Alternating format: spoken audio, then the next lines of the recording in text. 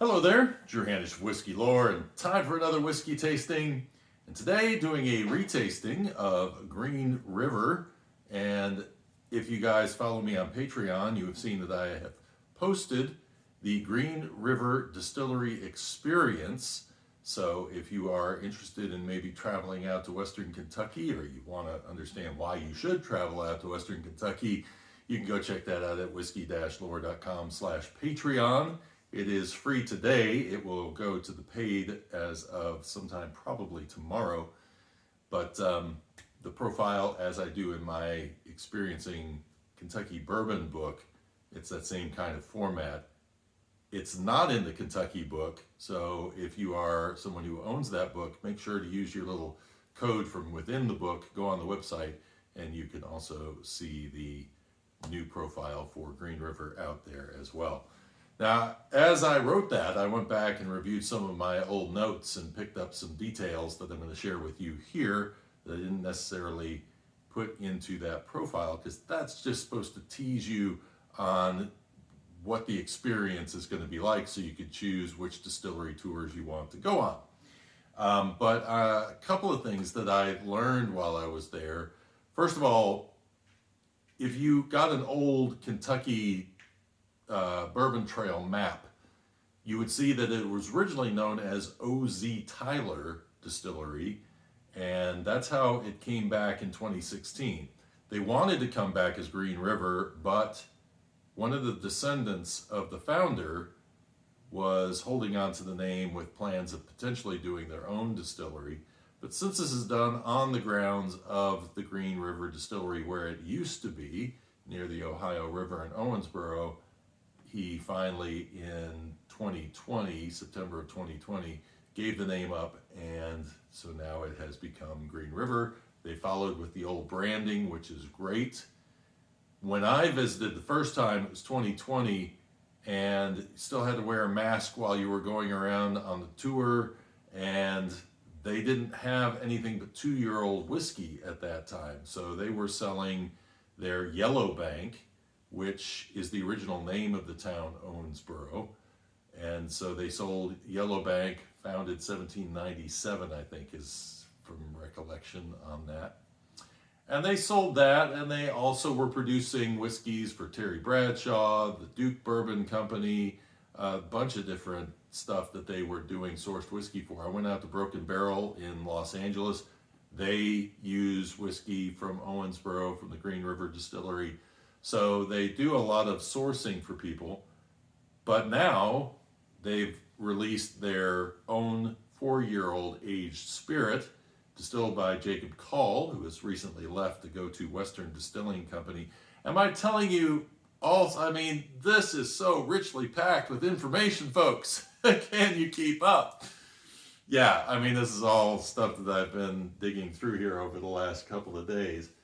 But really interesting whiskey, and one that I think has just come out of the gate with some really great flavors. So I'm going to do a nosing and tasting on this. Now, this is 70% corn, 21% rye, and 9% malted barley. And that 21% rye is going to make this what they would call a high rye bourbon. And they're in love with their rye there, and I don't blame them for being in love with their rye, because they really know how to distill it. And the reason I say that is because another whiskey that hopefully they still make, but that I had while I was there and bought a bottle of, was a 1-year-old rye whiskey called Quarter Horse. And that stuff, I've reviewed it on the channel before, and I really, really like it. It's a 95.5 rye, and it is a beautiful, beautiful whiskey at 1 year of age. Now, what they may be planning on, because they just released a wheated bourbon not too long ago, is to maybe come out with a Green River rye. And then if they do, I'm guessing it's probably going to be a 4-year. Boy, I would love for them to hang on to that 1 year, because rye is one of those grains that if you do it right early on, you can still come up with some really great distillate. And that was one that just was excellent. So we'll see. We'll see how that goes. I haven't been to the distillery since, is that 3 years ago? 3 years ago. So Is it worth going out there? Absolutely worth going out there. It is a large distillery. So think of a distillery that's of size of not quite Jim Beam, but pretty close. They do 90,000 barrels a year out of that distillery. And yet you get to see more of it. Like if you go on the Jim Beam tour, they're going to take you through the fermenters. You're going to get a chance to stand in the still room for a few minutes, but most of the time you're spending in the marketing areas. Whereas with Green River, the tour is going through these old sections. You're climbing stairs, you're going through this place, you're seeing this original panel, black panel that they used back in when the distillery was rebuilt in the 1930s. And then you are also seeing this 50-year-old 4-story copper still that Vendome apparently had an order for 50 years ago, and then the people just didn't buy it. They apparently couldn't afford to go through with it. That was during the Bourbon Depression era. So they had it just sitting in storage, and along comes Green River saying, hey, we would really like to have a nice still. And they said, oh, we've got one that was already built, so maybe you want to take that. And so, and it's a distillery that has a long history. I've covered the history in the past tasting. What I didn't really go over was what happened after Prohibition. For a long time, they were making mellow corn there. They were making Ezra Brooks there, and they were making Kentucky Tavern. All of those have been shuttled off to different distilleries. I think Kentucky Tavern's made at Sazerac now at Barton. And then Mellow Corn is Heaven Hill, and what was the other one? Ezra Brooks is now Lux Row. So they've all shuttled off to different locations. And it was known as Medley Distilling Company at that time. So it's gone by several names. This has such a really nice, sweet baking spice that comes in. Sort of a brown, yeah, it's definitely a brown sugar note. Strong brown sugar note. But this also has some interesting scents that remind me a bit of Four Roses single barrel.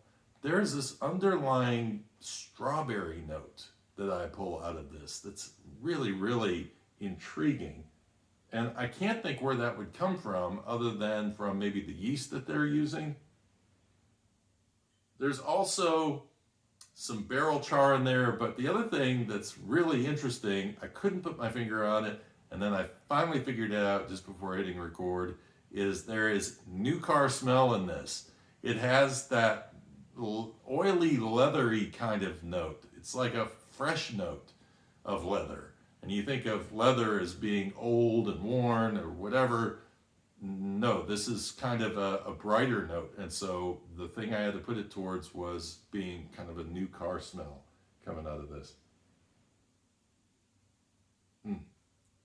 Cheers.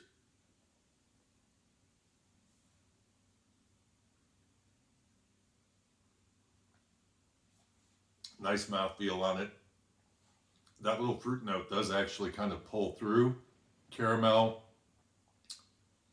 Then it dries out towards the end. You get a peppery note. First time you sip it, that pepper will be somewhat aggressive.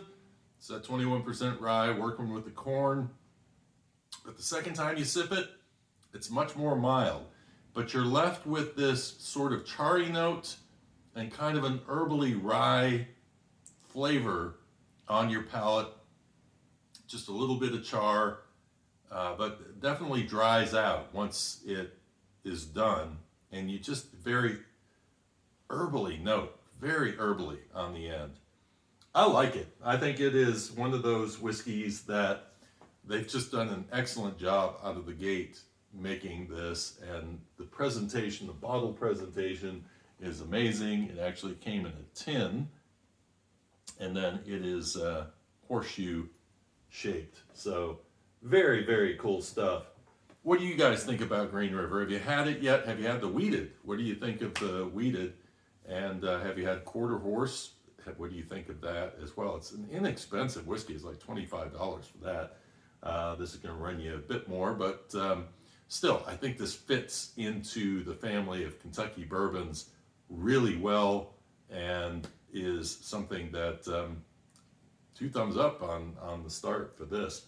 And distillery tour, I recommend it. I recommend head out to Western Kentucky. It used to sit out there all by itself. Now you got Bard Distillery right down the road from there. You could actually go down and do the State Line tour. Just make a little plan of doing a Western Kentucky run.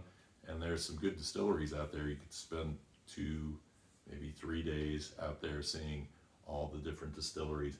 Hope you enjoyed this. By the way, if you hung on until the end, just to let you know, for the next 2 days, I have this book at 14% off, and my other 2 books at 14% off in my own shop, whiskey-lore.com/shop. It will take you there. It's US only. It's free shipping on top of the 14% off on what you're buying. And if you say, why 14%? It's because you don't hear 15%, you don't hear 20%, you don't hear 10%. But when somebody says 14%, you go, what? Why 14%? Yes. All right. Hope you enjoyed this, and until next time, cheers and Slainte.